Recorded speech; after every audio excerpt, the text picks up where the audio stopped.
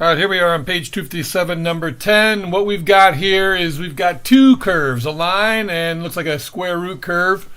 And we got to find the area. Now, the thing is, this area is actually divided into two pieces.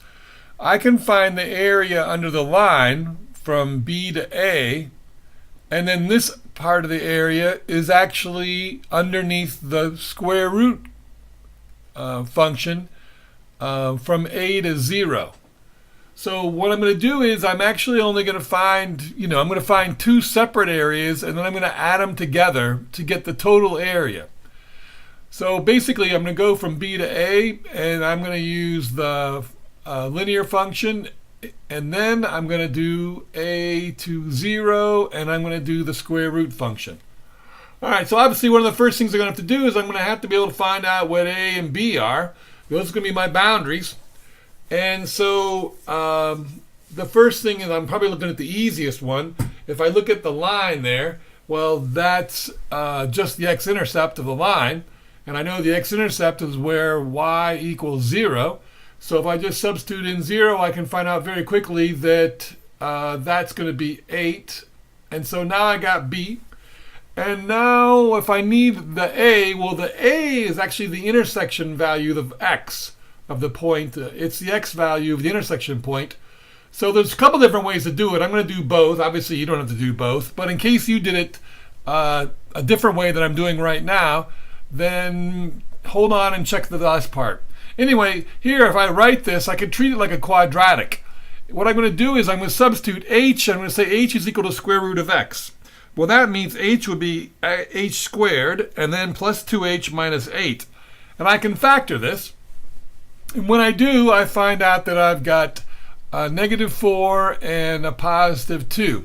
Well, then I substitute back in the square root of x for h, and this one can't happen because I can't take a square root and get a negative number. If I square both sides, I find out that x is equal to 4. So that would mean my a is a 4.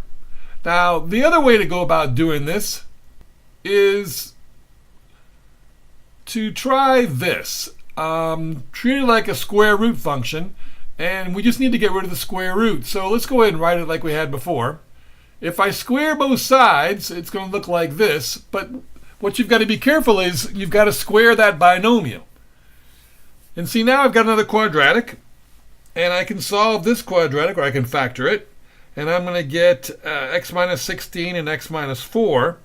And x is equal to 16 and x equals 4. But like any square root function, if you're not done until you check it. If I plug the 16 back into the original equation, it's not going to be true. 8 does not equal -8. If I plug the 4 in, now that is going to be true, and that's why it's our answer. So either one of which method you use, that's going to be fine. So anyway, now we know what our boundaries are going to be. Let's fill those in here. And all we've got to do now is do the integration.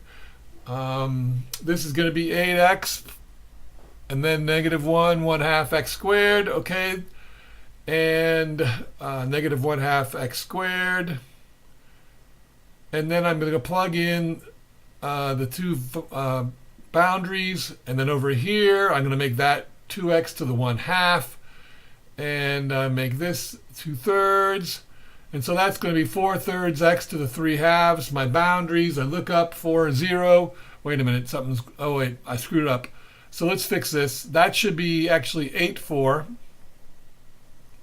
And then this is going to be 4, 0.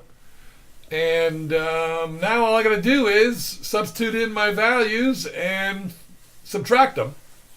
And then add the two together for the two areas. This is going to end up being 8, and then this is going to end up being negative, or 10 and 2/3. So when I add those together, I get 18 and 2/3. All right, I hope that helped. Thanks for watching.